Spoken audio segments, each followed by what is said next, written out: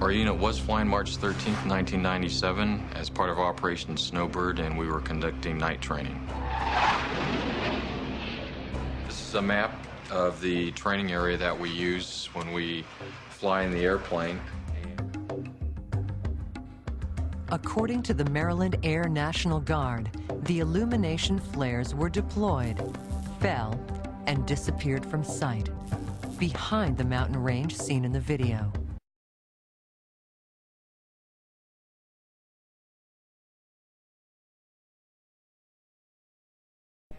On March 13, 1997, a silent, mile-long V formation of lights traveled throughout the entire state of Arizona over a 2-hour period.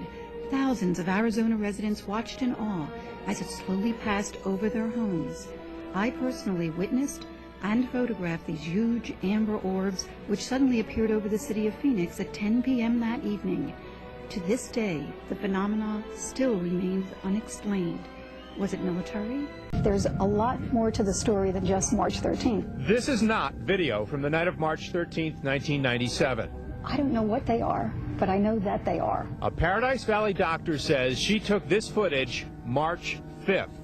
And nearly 2 months before this, she snaps these photos. As I'm ready to shoot the 3 in a row, suddenly 6 lights across appear in an equidistant line.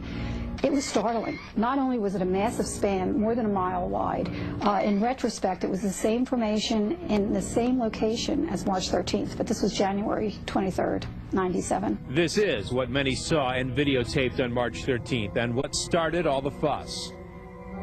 Here, a simple rendering of what that thing may have looked like. Huge, moving, hovering, changing. All I know is that as I saw the stars being wiped out, one by one, as this big triangular black mass moved through the sky, it was just tremendous. Some reported orange lights, some reported white lights. Some said 5 lights, others said 7.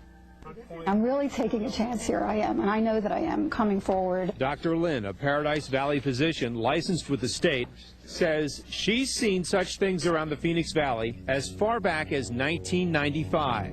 Being criticized, being ridiculed, being discredited, it's a scary proposition to come forward, to say the least. These are some of the actual drawings and renderings witnesses of the Phoenix Lights have filed. What's often overlooked about that night is that many people say they saw things separate of this craft. Some witnesses say they saw orange or amber balls of light. January of 97, I happened to notice 3 huge amber balls, orbs, of light in a row, equidistant from each other, far west behind the city. Here is a rendering of those balls of light as she and others have described them. You could see this huge orange ball of light.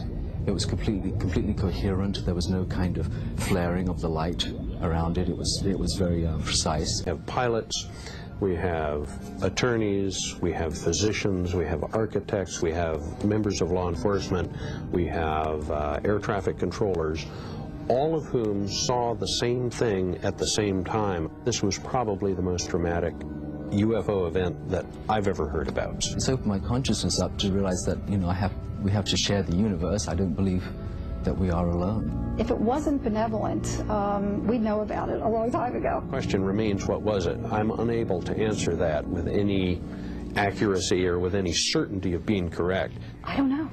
I hope they come back. When they do, it's very exciting. The National Guard put on an air show to demonstrate that the 1997 Phoenix Lights were in fact Air Force flares and not UFOs.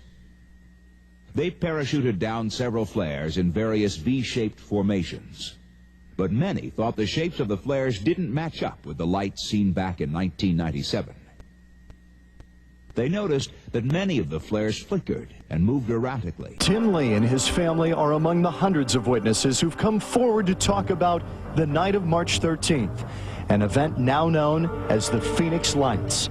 The Lees first saw the lights while looking north from their home in the Sunny Slope Mountains. When it finally got here and we realized this thing was coming right over us, we really started getting antsy, and then when it went directly overhead without a sound, it was like that. It was so big. You couldn't even hear the wind. It was so quiet. It was just It just didn't even do anything. It just came through. These images of what they saw are made on a computer. They're a combination of digital photos of the landscape taken by Lee and computer drawings of the objects his family saw in the sky. It was a giant V, all right? And the right side of the V went over us. The left side was like a couple blocks over it. You just didn't know what to do. You know, it was just like, my God, how big is this thing? It didn't seem threatening, but because when it was right overhead and we couldn't hear a sound, it was like you're just awestruck. Jim Delatoso has been researching UFOs for 20 years. Right now, he's in the middle of putting together a virtual reality model of what happened that night. He's talked to hundreds of witnesses about the night of March 13th, including the Lees. He thinks that he said if he had a tennis ball, he could have hit it. He could have thrown a tennis ball at it. It was that close. It was very close. He just could have nailed it. I consider Tim Lee and his family to be very reliable and very important in the data that they've given us because they were so close that they could look up and, as they said, almost touch it. The last light went right over my wife and I, and there was no light on the ground.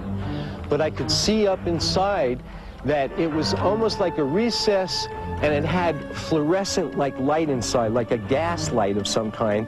You could see right through the middle of it, but it was like looking through two-way glass, like through a mirage that you see on the highway or something, or just when it's real hot. Right there you can see through, but there's no light coming back or anything like that. It was just really weird. This is the first time in the series of reports of that night that someone said that they looked up and saw a structured object. As it went over, it went straight like through this V right there, over that guy's house. It took about 15 minutes to get from way up from when we first saw it all the way till we couldn't saw it.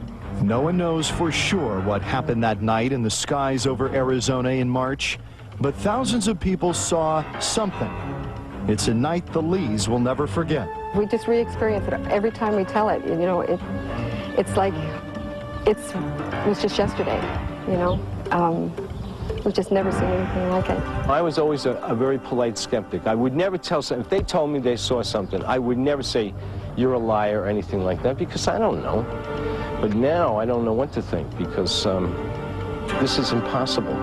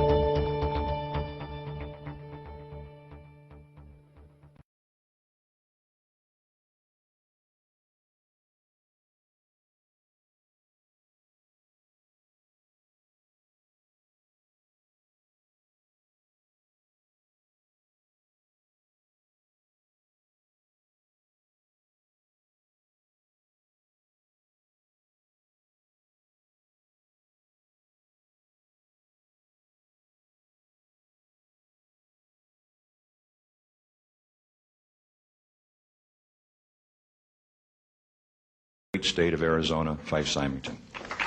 The former governor, a Vietnam Air Force veteran, had never publicly acknowledged seeing it until now. And I suspect that unless the Defense Department proves us otherwise, that it was probably some form of an alien spacecraft. So why didn't he say anything then? Partly, he says, because he didn't want people to panic. I think as a public figure you have to be very careful about what you say, because people can have pretty emotional reactions, and And I said my goal wasn't to try to stir the pot. And he went to humorous and controversial lengths not to stir the pot.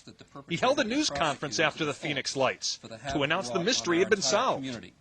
And now I'll ask Officer Stein and his colleagues to escort the accused into the room so that we may all look upon the guilty party. Don't get him too close to me, please.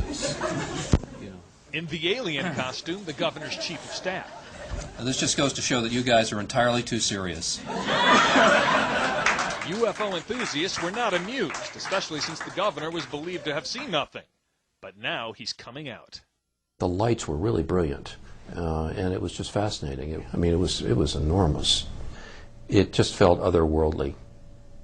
You know, in your gut, you could just tell it was otherworldly.